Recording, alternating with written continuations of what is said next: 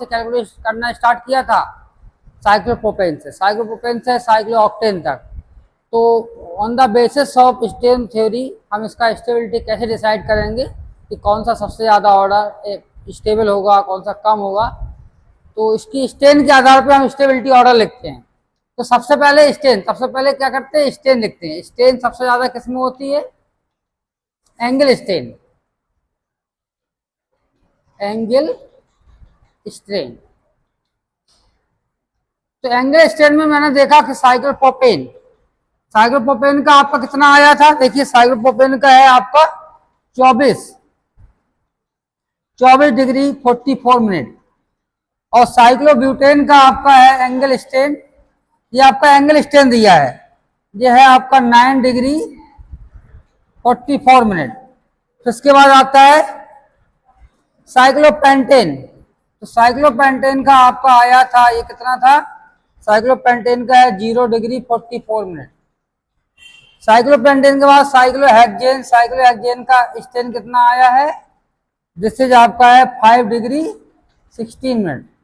फिर इसके बाद साइक्लोहेप्टेन की जब बात करेंगे तो साइक्लोहेप्टेन आपका ये होगा, दिस इज द साइक्लोहेप्टेन। तो साइक्लोहेप्टेन में हम देखेंगे कि एंगल स्ट्रेन कितना होगा।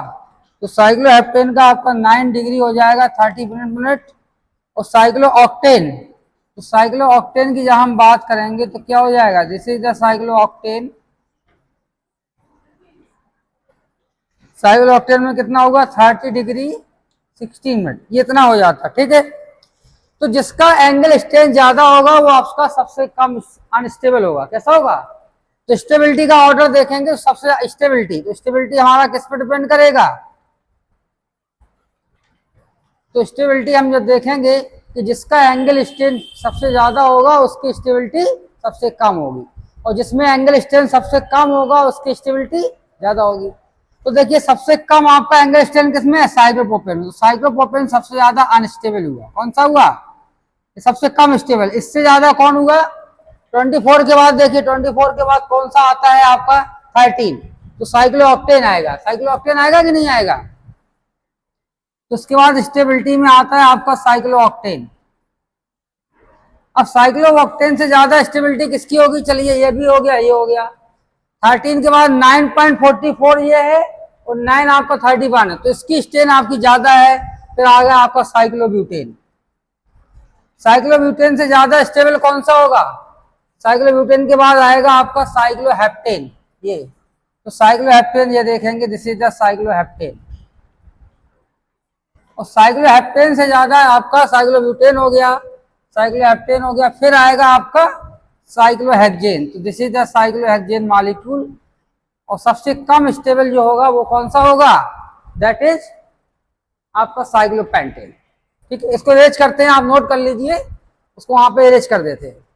तो सबसे ज्यादा स्टेबिलिटी किसकी होगी? सबसे ज्यादा स्टेबिलिटी आपकी साइक्लोपेंटेन की होगी। 5 मेंबर साइक्लोपेंटेन की सबसे ज्यादा स्टेबिलिटी होगी। तो हम स्टेबिलिटी में देख रहे हैं जिसमें एंगल स्ट्रेन ज्यादा होगा वो सबसे कम स्टेबल है, और जिसमें एंगल स्ट्रेन सबसे कम है उसकी स्टेबिलिटी सबसे ज्यादा है। ठीक है, तो this is the order of stability of different cycloalkane on the basis of Baeyer strain theory.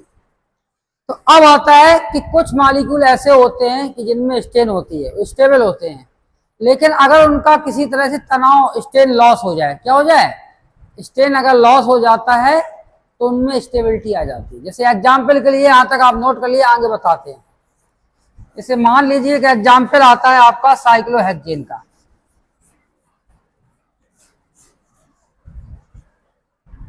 Cyclohexane molecule में क्या आता है कि ये आपका साइक्लोहेक्सेन है और इसका 2D स्ट्रक्चर